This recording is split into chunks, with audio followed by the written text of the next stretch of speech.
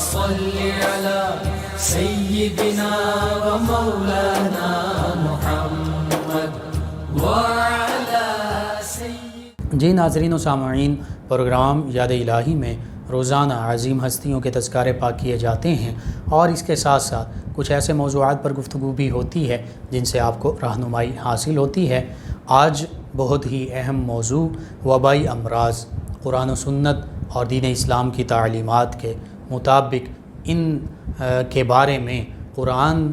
یعنی اللہ کا فرمان کیا کہتا ہے، حدیث یعنی اللہ کے پیارے حبیب صلی اللہ علیہ وآلہ وسلم کا فرمان مبارکہ ہماری کیا رہنمائی کرتا ہے. اس حوالے سے آج گفتگو ہوگی کہ وبائی امراض کیا ہیں قرآن و سنت کی روشنی میں اور دین اسلام کی تعلیمات کی روشنی میں. اللہ سبحانہ و تعالی نے اس کائنات ہست و بود کو تخلیق فرمایا. کائنات کے ایک ایک ذرے سے لے کر، چاہے وہ ذرات ایٹمز کی شکل میں ہوں جو عام آنکھ سے نظر ہی نہیں آتے، چاہے وہ جرمز مائکروبز یعنی جراثیم کی شکل میں ہوں، چاہے وہ مائکرو آرگنزمز ہوں، بیکٹیریا ہوں، وائرس ہوں، دیگر مائکرو آرگنزم ہوں جو مائکروسکوپ کے بغیر نظر ہی نہیں آتے، چاہے وہ ریت کے ذرات ہوں، مٹی کے ذرات ہوں، دیگر پارٹیکلز ہوں جو عام آنکھ سے نظر بھی آ جاتے ہیں لیکن چھوٹے چھوٹے ذرات ہیں. تو یہ ٹینی پارٹیکلز ہوں یا بڑے بڑے اللہ سبحانہ و تعالی کی تخلیق کردہ عجائبات ہوں، حتیٰ کہ زمین و آسمان، یہ کائنات، یہ کہکشائیں، یہ گلیکسیز، یہ سولر سسٹم، دیگر سسٹمز، تو یہ کائنات کے وسیع و عریض سسٹمز ہوں، حتیٰ کہ چھوٹی چھوٹے ذرات ہوں، نظر نہ آنے والے مائکرو آرگنزمز ہوں، یہ سارے اللہ سبحانہ و تعالی کی گواہی دے رہے ہیں، اپنے پیدا کرنے والے کی جانب ہمیں متوجہ کرتے ہیں. تو یوں ان سبھی چیزوں کو، اس ساری کائنات کو اللہ سبحانہ و تعالی ہی نے تخلیق فرمایا ہے، اور اللہ سبحانہ و تعالی جانتا ہے کہ کس چیز کے پیدا کرنے کا مقصد کیا ہے. انسان ہوں، جنات ہوں، ان کے پیدا کرنے کا مقصد اللہ کی عبادت، وما خلقت الجن والانس الا لیعبدون. فرشتے ہیں، ان کا پیدا کرنے کا مقصد جہاں وہ تسبیح و تحمید اللہ کی بیان کرتے ہیں، وہیں وہ اللہ کے احکامات کی مکمل تعمیل کر رہے ہوتے ہیں، سر منہ انحراف نہیں کرتے. وہ اللہ کی پاکی بھی بیان کرتے ہیں، اللہ کی تسبیح بھی کر رہے ہیں، پاکیزگی بھی بیان کر رہے ہیں. اس کے ساتھ ساتھ جو جن فرشتوں کو جو احکام اور ڈیوٹیز اور فرائض ان کے ذمے لگا دیے گئے، جو ان کی ڈیوٹیاں ہیں، وہ اپنی ڈیوٹیز پوری کر رہے ہیں. یوں ہی انسان کے ذمے اللہ کی عبادت ہے، اللہ کے احکامات کی تعمیل ہے. اس کے علاوہ جتنی تخلیقات ہیں، جتنی مخلوقات ہیں، اللہ سبحانہ وتعالی کی پیدا کردہ جتنی چیزیں ہیں، وہ سبھی بھی اللہ ہی کے احکام کے مطابق پیدا بھی کی گئی ہیں اور اللہ ہی کے حکم کے مطابق اپنی زندگی گزارتی ہیں. جب ہم امراض کا تذکرہ کرتے ہیں اور خصوصاً انسان سے متعلق امراض کی بات کرتے ہیں تو قرآن مجید فرقان حمید میں وَإِذَا مَرِضْتُ فَهُوَ يَشْفِينِ، یہ بھی اللہ کا فرمان موجود ہے سیدنا ابراہیم علیہ السلام کی زبان مبارکہ سے، کہ سیدنا ابراہیم علیہ السلام اللہ کی بارگاہ میں جب عرض کر رہے ہیں کہ تو ہی ہمیں کھلانے والا ہے، تو ہی پلانے والا ہے، تو ہی ہمارا خالق مالک رازق ہے، وہیں یہ بھی عرض کرتے ہیں کہ اے مولا جب میں بیمار ہوتا ہوں تو ہی شفا عطا فرماتا ہے. وَإِذَا مَرِضْتُ فَهُوَ يَشْفِينِ. لیکن یہ بیماری آتی کہاں سے ہے؟ بیماری، دیگر مصائب، دیگر تکالیف، حتیٰ کہ وبائی امراض، زمینی آسمانی آفات، یہ کس وجہ سے ہیں؟ اللہ سبحانہ و تعالی نے قرآن مجید فرقان حمید میں ہماری اس جانب بھی رہنمائی فرمائی. اللہ سبحانہ و تعالی فرماتا ہے وَمَا أَصَابَكُم مِّن مُّصِيبَةٍ فَبِمَا كَسَبَتْ أَيْدِيكُمْ وَيَعْفُو عَن كَثِيرٍ، کہ اے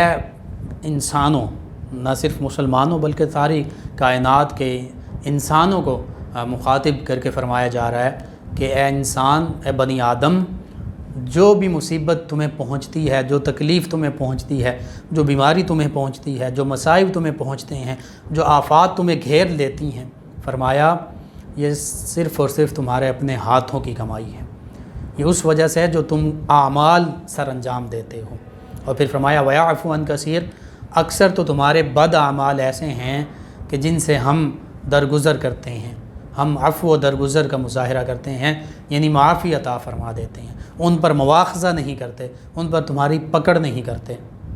تو یوں اللہ کے اس فرمان کے مطابق ہم پر جتنی مصیبتیں، مصائب، تکالیف، پریشانیاں، وبائیں، وبائی امراض، آفتیں آتی ہیں، چاہے زمینی آفات ہوں چاہے آسمانی آفات ہوں، وہ ساری ہمارے اپنے اعمال ہی کا بدلہ ہوتا ہے، وہ ہمارے اپنے اعمال کا نتیجہ ہوتا ہے۔ تو یوں ہمیں سب سے پہلے اپنے آپ پر غور کرنا چاہیے کہ ہمارے اعمال کیسے ہیں، ہمارا طرز عمل کیا ہے، ہمارا طرز فکر کیا ہے، ہم سوچتے کیا ہیں، ہم کرتے کیا ہیں، ہماری زندگی گزارنے کا لائحہ عمل کیا ہے، ہم کس چیز کو فالو کر رہے ہیں، کیا ہم اللہ کے پیارے حبیب صلی اللہ علیہ وآلہ وسلم کے احکام اور تعلیمات کو فالو کرتے ہیں، ان کی پیروی کرتے ہیں، یا ہم شیطان اور نفس کی خواہشات جو ہیں ان کی پیروی کر رہے ہیں۔ یہ ہم نے سوچنا ہے، یہ ہم نے اس پر غور کرنا، ہم نے اپنا محاسبہ کرنا، اپنا احتساب کرنا ہے۔ پھر ہم نے دیکھنا ہے کہ ہمارے وہ کون کون سے اعمال ہیں جو اللہ کے احکام کے برعکس ہیں، اور ایسے وہ اعمال بد ہیں کہ جو معاذ اللہ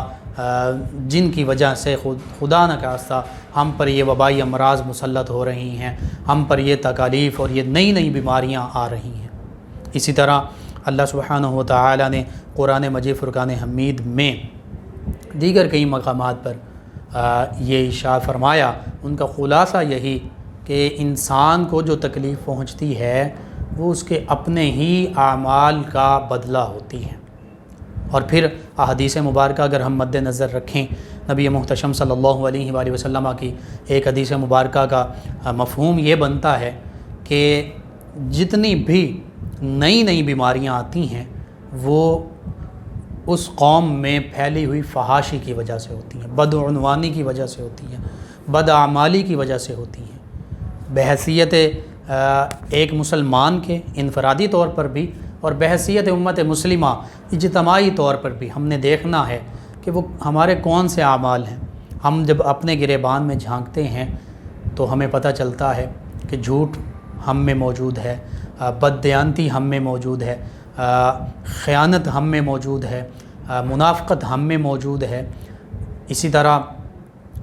اعمال بد، فحاشی اس وقت دنیا میں سر عام موجود ہے۔ تو یوں اللہ کے احکام کی ہم علی الاعلان مخالفت کر رہے ہیں۔ ایک تو یہ ہے کہ اگر بحیثیت مسلمان، بحیثیت انسان ایک انفرادی معاملہ ہے، کہیں کوئی انسان ہونے کے ناطے کمی کوتاہی، کوئی لغزش، کوئی خطا ہو گئی، اور پھر وہ ہوئی بھی صرف ایک انسان سے، اس میں بحیثیت مجموعی تمام انسان بھی ملوث نہیں، تمام مسلمان بھی ملوث نہیں، لیکن ہم یہ دیکھتے ہیں ہمارا بہت بڑا المیہ، یہ تلخ حقیقت ہے کہ آج کا انسان جو ہے، آج کا مسلمان جو ہے، وہ اللہ سبحانہ و تعالی اور اس کے پیارے حبیب صلی اللہ علیہ وآلہ وسلم کے احکامات سے ہی انحراف کر چکا ہے۔ حتیٰ کہ بنیادی اخلاقیات جو تمام مذاہب کا حصہ ہیں، چاہے کوئی بھی مذہب ہو، وہ بنیادی اخلاقی تعلیمات دیتا ہے، ایتھکس کی بات کرتا ہے کہ جھوٹ نہیں بولنا، سچ بولنا ہے، بددیانتی، خیانت نہیں کرنی، امانت داری، ایمانداری کا مظاہرہ کرنا ہے۔ اسی طرح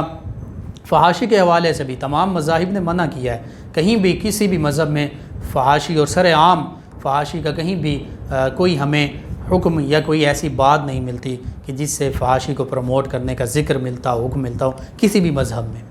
لیکن ہم دیکھتے ہیں کہ ہم بحیثیت انسان، بحیثیت مسلمان، انفرادی طور پر بھی اور اجتماعی طور پر بھی ان بیماریوں میں ملوث ہو چکے ہیں، جن کا بدلہ پھر نبی کریم صلی اللہ علیہ وآلہ وسلم کے فرمان کے مطابق کہ جب کسی قوم میں بے حیائی اور فحاشی پھیل جاتی ہے تو پھر ان پر ایسے ایسے امراض مسلط کیے جاتے ہیں، ایسی بیماریاں مسلط کر دی جاتی ہیں جن کے بارے میں پہلے نہ کبھی دیکھا نہ کبھی سنا۔ تو آج ہم دیکھ رہے ہیں ایسی بیماریاں، نئی سے نئی بیماریاں ہمیں ہمارے دامنگیر ہوتی ہیں، ہمارے گرد گھیرا ڈالے ہوئے ہیں کہ جن کے بارے میں ہم نے پہلے کبھی سنا بھی نہیں تھا، وہ بیماریاں کبھی دیکھی بھی نہیں تھیں، ان کا مشاہدہ بھی نہیں کیا تھا۔ اسی طرح جب ہم وبائی امراض کا تذکرہ کرتے ہیں تو اس میں یہ اگرچہ جب تک اللہ سبحانہ و تعالی نہ چاہے، یہ حدیث مبارکہ میں موجود ہے، اللہ کے پیارے حبیب صلی اللہ علیہ وآلہ وسلم کے فرمان کے مطابق اگر پوری دنیا تمام لوگ کسی بھی انسان کو، کسی بھی مسلمان کو کوئی نفع پہنچانا چاہیں تو اللہ اگر نفع فائدہ نہیں پہنچانا چاہتا تو تمام لوگ مل کر بھی اس کو فائدہ نہیں پہنچا سکتے۔ اور اسی طرح اگر تمام انسان، تمام لوگ، حتیٰ کہ کائنات میں دیگر چیزیں بھی، جیسے ہم جراثیم کی بات کرتے ہیں، بیکٹیریا، وائرس کی بات کرتے ہیں، تو یہ سبھی اللہ کے حکم کے تابع ہیں۔ تو یہ سبھی چیزیں اگر مل کر بھی ایک انسان کو نقصان پہنچانا چاہیں تو اس وقت تک نقصان نہیں پہنچا سکتی جب تک اللہ سبحانہ و تعالیٰ نہ چاہے۔ تو پتہ یہ چلا کہ سبھی کائنات کی ہر چیز، ہر ذرہ، حتیٰ کہ یہ بیکٹیریا، وائرسز بھی اللہ ہی کے حکم اور اختیار میں ہیں۔ جب تک اللہ سبحانہ و تعالیٰ نہیں چاہتا یہ کسی کو نقصان نہیں پہنچا سکتے، اور جب اللہ چاہتا ہے کہ یہ چیزیں نقصان پہنچائیں تو پھر کوئی بھی ان کو روکنا چاہے تو روک نہیں سکتا۔ تو یہ سبھی چیزیں اللہ کے اختیار میں ہیں۔ فعال لما یرید، اللہ سبحانہ و تعالیٰ فرماتا ہے وہ تو جو چاہتا ہے وہ فرماتا ہے، وہ کرتا ہے۔ تو یوں احادیث مبارکہ میں دونوں طرح کی احادیث ملتی ہیں۔ ایک موقع پر یہ بھی فرمایا گیا کہ کوئی بیماری بھی بذات خود متعدی نہیں ہوتی، بذات خود پھیلنے والی نہیں ہوتی، بذات خود نہیں پھیلتی، اور دوسری جگہ یہ بھی فرمایا کہ ہاں اس وقت پھیلتی ہے جب اللہ چاہتا ہے۔ تو یوں ان دونوں حدیث مبارکہ کو جب ہم مد نظر رکھتے ہیں تو وبائی امراض سے متعلق، جیسے آج کرونا کی بیماری ہم کہتے ہیں کہ پھیلی ہوئی ہے، تو اس کے بارے میں قرآن و سنت کی تعلیمات کے مطابق یہ بات سامنے آتی ہے کہ یہ بیماری بھی اگر اللہ چاہے تو پھیلے گی، اگر اللہ نہ چاہے تو نہیں پھیل سکتی۔ چاہے اس کے پیچھے ایک تھیوری یہ بھی پیش کی جاتی ہے کہ اس کو خود پھیلایا جا رہا ہے، مین میڈ وائرس ہے، اس کو پھیلایا جا رہا ہے، یوں انسان کی آبادی جو انسانوں کی وہ کم کی جائے۔ تو چاہے جتنی بھی تھیوریز لائی جائیں سامنے، حقیقت بھی ہو، تو پھر بھی ہم قرآن و سنت ہی کے سانچے میں، قرآن و سنت کی کسوٹی پر اس کو پرکھیں گے تو پھر ہمارے سامنے یہ بات آتی ہے کہ اگر یہ وبا ہے تو یہ اللہ ہی کی طرف سے ہے، اور پھر یہ ہمارے ہی اپنے اعمال ہی کا نتیجہ ہے، ہمارے اعمال کا نتیجہ ہے۔ اور پھر اگلی بات یہ بھی کہ بذات خود متعدی نہیں ہے، خود پھیلنے والی نہیں ہے جب تک اللہ سبحانہ و تعالیٰ نہ چاہے۔ تو یوں یہ اللہ کے قدرت اور اختیار میں ہے حقیقت میں، تو پھر اس کا بچاؤ بھی اللہ اور اللہ کے پیارے حبیب صلی اللہ علیہ وآلہ وسلم کے تعلیمات ہی کے مطابق ہوگا، اللہ ہی کے اختیار میں ہے۔ پھر وبائی امراض کا علاج نبی کریم صلی اللہ علیہ وآلہ وسلم جیسے قرآن مجید میں وَإِذَا مَرِضْتُ فَهُوَ يَشْفِينِ، کوئی بھی بیماری ہو اللہ فرماتا ہے میں ہی شفا دیتا ہوں۔ اسی طرح حدیث مبارکہ میں بھی موجود ہے کہ لِكُلِّ دَاءٍ دَوَاءٌ، ہر بیماری کے لیے اللہ سبحانہ وتعالی نے دوا نازل فرمائی ہے، کوئی ایسی بیماری نہیں، حتیٰ کہ یہاں تک فرمایا کہ موت کے سوا کوئی ایسی بیماری نہیں جس کی دوا نازل نہ کی گئی ہو۔ پھر فرمایا بڑھاپے کے سوا کوئی ایسی بیماری نہیں جس کی دوا نازل نہ کی گئی ہو، حتیٰ کہ کلونجی، مختلف چیزوں کے بارے میں بھی فرمایا کہ کلونجی میں موت کے سوا ہر بیماری کی شفا ہے۔ اسی طرح دیگر چیزوں میں شہد میں شفا ہے، فیہ شفاء للناس، تو یوں شہد کے بارے میں قرآن مجید فرقان حمید میں فرما دیا کہ اس میں شفا ہے، قرآن مجید فرقان حمید میں شفا ہے، قد جاءتکم موعظۃ من ربکم وشفاء لما فی الصدور، سینوں کے جو بیماریاں ان کی شفا قرآن مجید میں ہے۔ تو اگرچہ کرونا کے بارے میں کہا جا رہا ہے کہ یہ سینے پر، پھیپھڑوں پر بہت زیادہ اثر ڈالتا ہے، گلے کی خرابی کے بعد پھیپھڑوں کو نقصان پہنچاتا ہے، سانس کی تنگی، تو اللہ فرما رہا ہے جو سینوں کی بیماریاں ہیں، سینوں کے جو روگ ہیں، سینے میں جو چھپی ہوئی بیماریاں بھی ہیں، ان کی شفا قرآن مجید فرقان حمید میں ہے۔ تو یوں حقیقت یہ ہے کہ اللہ کے پیارے حبیب صلی اللہ علیہ وآلہ وسلم کے فرمان، اللہ کے فرمان قرآن مجید فرقان حمید میں ان تمام بیماریوں سے شفا موجود ہے۔ اور پھر متعدی ہونے کے حوالے سے وہ حدیث مبارکہ اور وہ واقعہ، اگرچہ نبی کریم صلی اللہ علیہ وآلہ وسلم نے احتیاطی تدابیر کا حکم فرمایا ہے کہ وہ ایک شخص جو بیعت کے لیے مدینہ طیبہ آئے تو نبی انہیں برس یا جذام کی بیماری تھی اور وہ متعدی ہو سکتی تھی اللہ ہی کی جانب سے، تو آپ نے ان کے لیے فرمایا کہ آپ کی بیعت ہو گئی، آپ واپس چلے جائیں، یعنی دوری کا حکم ارشاد فرما دیا۔ اسی طرح تعاون کے بارے میں نبی کریم صلی اللہ علیہ وآلہ وسلم کا یہ فرمان مبارکہ موجود ہے کہ جہاں طاعون یا ایسی وبا پھیلے تو اس علاقے کے رہنے والے لوگ وہاں سے باہر نہ نکلیں اور باہر سے وہاں کوئی نہ جائے۔ تو یہ کتنا بڑا ایک سائنٹیفک پرنسپل اور رول جو ہے، اصول جو ہے، وہ ہمارے سامنے نبی کریم صلی اللہ علیہ وآلہ وسلم نے متعین فرما دیا۔ آج ہم دیکھتے ہیں کہ اگر واقعتاً کرونا پھیلا ہے تو پھر اس اصول کی پیروی نہیں کی گئی، اس اصول کو مد نظر نہیں رکھا گیا۔ اگر چائنا میں تھا تو چائنا سے لوگ دیگر ممالک میں پہنچے، وہ وہاں سے نکلے تو پھر وہ وائرس، وہ بیماری، وہ وبا، وہ وبائی مرض جو ہے وہ آگے دنیا تک پہنچا۔ لیکن اگر نبی کریم صلی اللہ علیہ وآلہ وسلم کے اس فرمان مبارکہ پر عمل کر لیا جاتا مکمل طور پر تو پھر یہ وبا دیگر علاقوں میں نہیں پہنچ سکتی تھی۔ اور یہ وبا جو سائنٹسٹ کہہ رہے ہیں ان کے مطابق نزلہ، زکام، کھانسی، بخار، موسمیاتی تبدیلی، وبائی تبدیلی، موسم تبدیل ہونے پر، تو یہ ان سے احتیاط اپنانی چاہیے۔ اس طرح کی جو سمٹمز پیدا ہوتی ہیں جن کو کرونا کی سمٹمز کہا جا رہا ہے، تو پھر اس طرح کی جو بیماریاں ہیں، جو سمٹمز ہیں، جو علامات ہیں، ان سے بچنے کے لیے قرآن و سنت میں جو دعائیں ہیں، جو چیزیں موجود ہیں، ان کو بھی اپنایا جائے، جو احتیاطی تدابیر ہیں ان کو بھی اپنایا جائے، جو علاج ہے اور جو حفظ ما تقدم کے طور پر علاج ہے، جو بیماری پھیلنے سے پہلے کے طور پر جو علاج ہے اس کو بھی اپنایا جائے، تو پھر ان وبائی امراض سے اللہ کے اور اللہ کے پیارے حبیب صلی اللہ علیہ وآلہ وسلم کے جو احکام ہیں ان کے مطابق بچا جا سکتا ہے۔ اللہم صلی علی سیدنا و مولانا محمد وعلی سید۔ ناظرین و سامعین، وبائی امراض اور قرآن و سنت کی تعلیمات کی روشنی میں ان کے متعلق ہماری کیا رہنمائی کی گئی ہے، اس پر بات ہو رہی ہے۔ کوئی بھی مرض بذات خود متعدی نہیں ہوتا، خود نہیں پھیل سکتا۔ یہ مرض میں خود پھیلنے کی طاقت نہیں ہے، یہ اللہ سبحانہ و تعالی کا منشا، ارادہ، مشیت ہو تو وہ مرض پھیلتا ہے، وہ متعدی ہوتا ہے، وہ انفیکشیس ہوتا ہے، ورنہ کوئی بھی مرض انفیکشیس نہیں ہو سکتا۔ اس کے بارے میں وہ واقعہ کہ نبی کریم صلی اللہ علیہ وآلہ وسلم سے عرض کیا گیا کہ وہ اونٹوں میں خارش کی بیماری پھیل چکی ہے، تو کسی نے کہا کہ وہ ایک اونٹ سے، کیونکہ یہ اونٹ جو ہیں وہ دوسرے علاقے میں چرنے گئے تو ان اونٹوں سے ان میں یہ بیماری پھیلی، تو نبی کریم صلی اللہ علیہ وآلہ وسلم نے فرمایا کہ پھر وہ جس اونٹ سے ان میں خارش منتقل ہوئی تو پھر اس اونٹ کو خارش کیسے لگی؟ یعنی اس پہلے اونٹ میں جو خارش کا مرض پیدا ہوا وہ اللہ ہی کے حکم سے تو ہوا، اللہ کے حکم اور ارادے کے مطابق ہوا، خود نہیں ہوا۔ تو اس حوالے سے نبی کریم صلی اللہ علیہ وآلہ وسلم یہ فرما رہے ہیں کہ بیماری اگرچہ متعدی ہو بھی، انفیکشیس ہو بھی، ایک سے دوسرے شخص کو لگنے والی ہے بھی، تو وہ اللہ کی مشیت اور ارادے کے مطابق ہوتی ہے، خود بخود بیماری جو ہے وہ ایک سے دوسرے تک نہیں پہنچتی، ایک سے دوسرے تک منتقل نہیں ہوتی۔ تو پھر اس حوالے سے ہم نے دیکھنا ہے کہ کیا ان وبائی امراض کے دوران کیا ہم اللہ سبحانہ و تعالی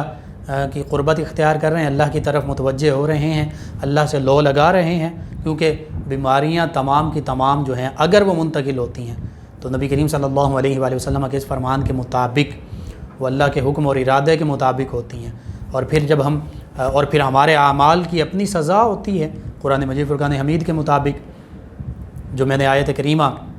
بیان کی۔ تو پھر نتیجہ یہ نکلتا ہے کہ ہمیں جہاں ہم احتیاطی تدابیر اپنا رہے ہیں ضرور اپنائیے،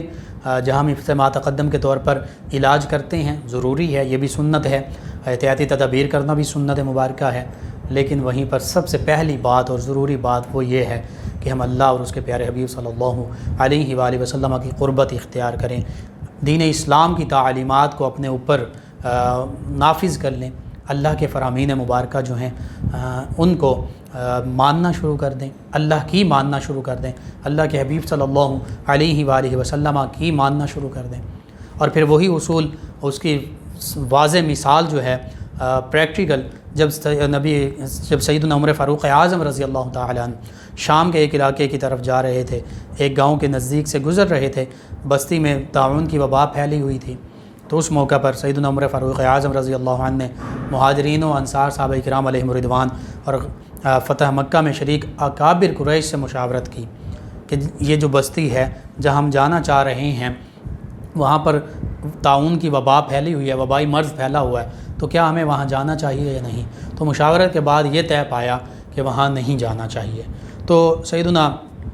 ابو عبیدہ بن جراح رضی اللہ عنہ جب یہ فیصلہ ہوا کہ اب وہاں نہیں جانا، تو یہ کہنے لگے اے امیر المومنین سیدنا عمر فاروق اعظم رضی اللہ عنہ، کہ آپ اللہ کی تقدیر سے بھاگ رہے ہیں؟ تو فرمایا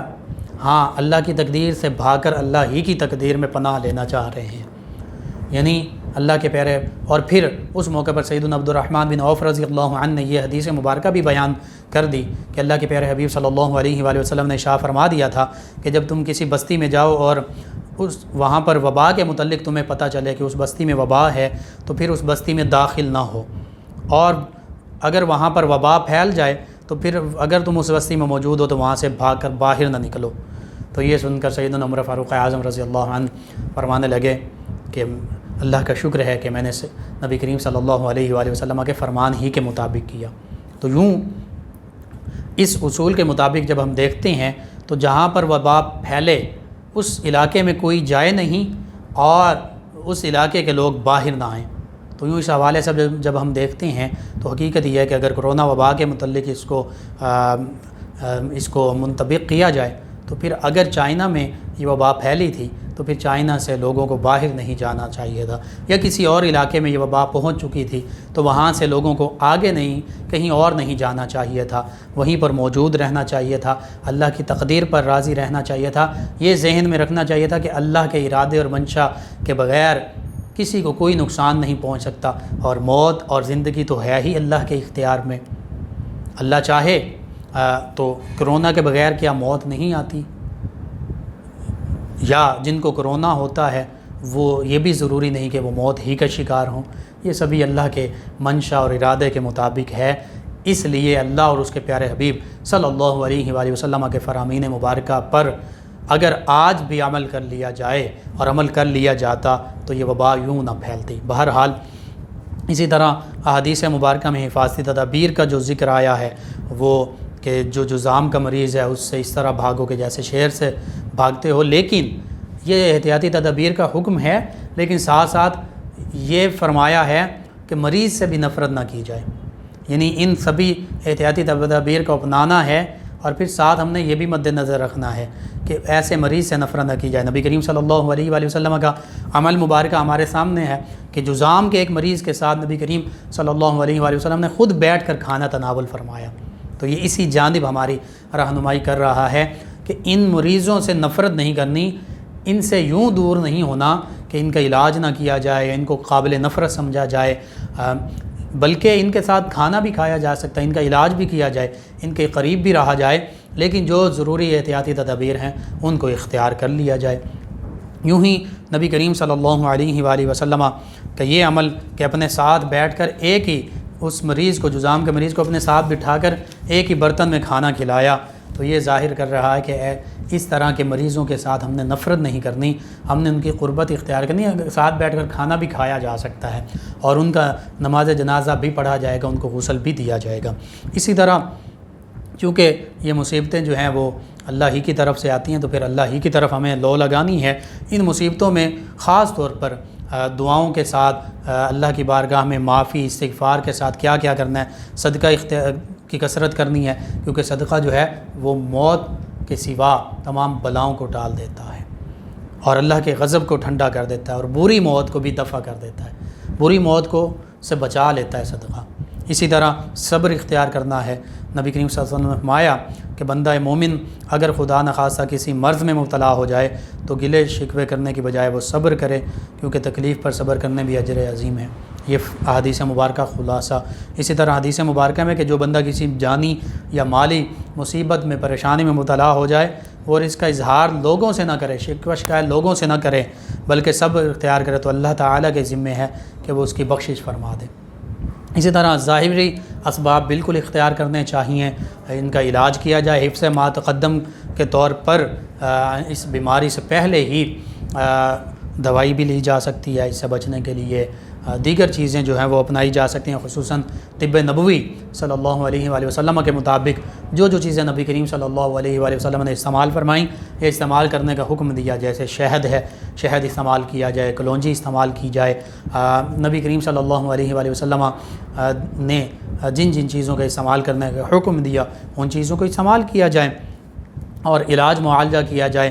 صفائی ستھرائی کا جو ہے وہ لحاظ رکھا جائے اور اس کو اختیار کیا جائے، پاکیزگی نہ صرف جسمانی بلکہ روحانی پاکیزگی اختیار کی جائے، اللہ کے پیارے حبیب صلی اللہ علیہ وآلہ وسلم کی جانب متوجہ ہوا جائے، استغفار کی کثرت کی جائے۔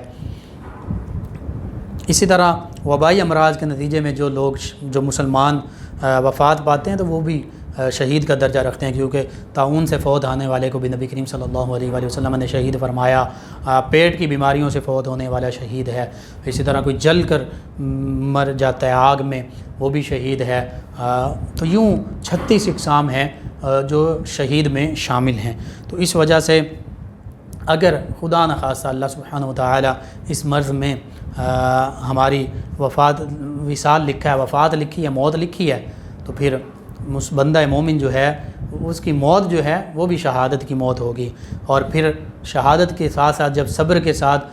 وہ ان وبائی امراض کا سامنا کرے گا تو اس صبر پر بھی اسے اجر ملے گا، حتیٰ کہ بخشش بھی اللہ سبحانہ وتعالی اسے بندہ مومن کو عطا فرما دے گا۔ تو اس حوالے سے ہم نے یہی دیکھنا ہے کہ اللہ اور اللہ کے پیارے حبیب صلی اللہ علیہ وآلہ وسلم کے فرامین مبارکہ کیا ہیں، ان کو مد نظر رکھتے ہوئے توبہ استغفار کی کثرت کی جائے، اللہ اور اس کے پیارے حبیب صلی اللہ علیہ وآلہ وسلم کی جانب متوجہ ہوا جائے، تمام احتیاطی تدابیر کو اختیار کیا جائے، حفظ ما تقدم کے طور پر علاج کیا جائے، طب نبوی کے مطابق بھی خاص طور پر علاج کیا جائے، اور ایسی خوراک، ایسی غذائیں، ایسی دوا استعمال کی جائے جو ہمارے لیے ان وبائی امراض میں ان سے بچنے کا ذریعہ بن سکیں۔ اللہ سبحانہ وتعالی سے یہ دعا ہے کہ اللہ تعالی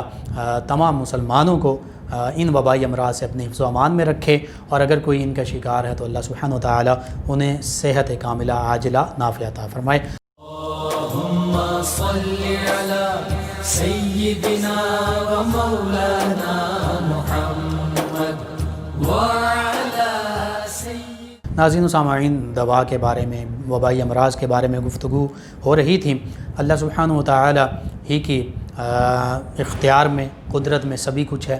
یہ بیماریاں ایسی ہوتی ہیں کہ بعض اوقات وہ نظر نہ آنے والے جراثیم جو ہیں وہ اٹیک کر رہے ہوتے ہیں، بعض اوقات ہم دیکھتے ہیں کہ نظر آنے والی چیزیں ہمیں نقصان پہنچاتی ہیں۔ ایک سانپ جو 1 گز ہوتا ہے وہ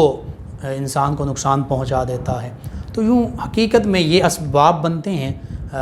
امراض کا، لیکن حقیقت میں ان کے پیچھے جو محرکات ہیں وہ ہمارے اعمال ہوتے ہیں، اور وہ اللہ کا منشا اور ارادہ ہوتا ہے۔ اگر ہم اللہ ہی کے احکام کے مطابق اپنی زندگی گزارنا شروع کر دیں تو پھر حقیقت یہ ہے کہ پھر اللہ کی طرف سے اگر کوئی آزمائش آتی بھی ہے تو اس آزمائش میں بھی ہم صبر کا دامن نہیں چھوڑیں گے، ہم صبر کو پکڑے رکھیں گے، ہم مضبوطی سے صبر پر قائم رہیں گے، اللہ کی رضا اور خوشنودی پر قائم رہیں گے۔ تو اس حوالے سے اسلامی تعلیمات جو ہیں وہ ہمارے سامنے واضح ہیں کہ جو بھی کوئی مصیبت، کوئی بیماری پہنچتی ہے وہ ہمارے اعمال کا بدلہ اور اللہ کے حکم کے مطابق، منشا اور ارادہ کے مطابق ہوتی ہے، اور کوئی بھی بیماری بذات خود متعدی نہیں ہوتی، خود پھیلنے والی نہیں ہوتی جب تک اللہ تعالیٰ نہیں چاہے، اور جب تک اللہ تعالیٰ کسی کے لیے نفع کا ارادہ نہیں فرماتا اس وقت تک اس کو فائدہ حاصل نہیں ہوتا، جب تک نقصان کا ارادہ نہیں فرماتا اس وقت تک نقصان نہیں ہو سکتا، چاہے کائنات کی ساری چیزیں، سبھی لوگ، سب کچھ وہ نقصان پہنچانے پر تلے ہوں یا فائدہ دینے کا چاہتے ہوں، یعنی سبھی قدرت، سبھی اختیار اللہ سبحانہ وتعالی کے قبضہ قدرت میں ہے۔ تو اس لیے جو ہستی ہمیں پیدا فرماتی ہے، جس نے موت دینی ہے، جو ہمارے اعمال کے بدلے میں ہمارے اعمال کی سزا کے طور پر ہم پر مصیبتیں نازل فرماتا ہے، تو وہی اللہ سبحانہ وتعالی جب ہم اس کے طرف لو لگا لیں گے، توبہ استغفار کریں گے، اللہ کے احکام کی تعمیل کریں گے، اور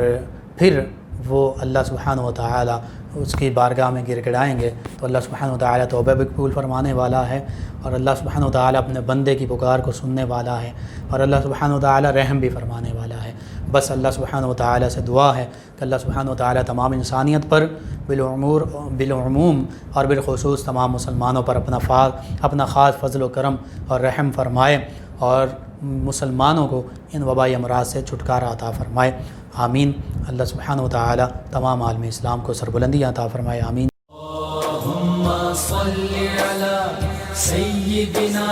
و مولانا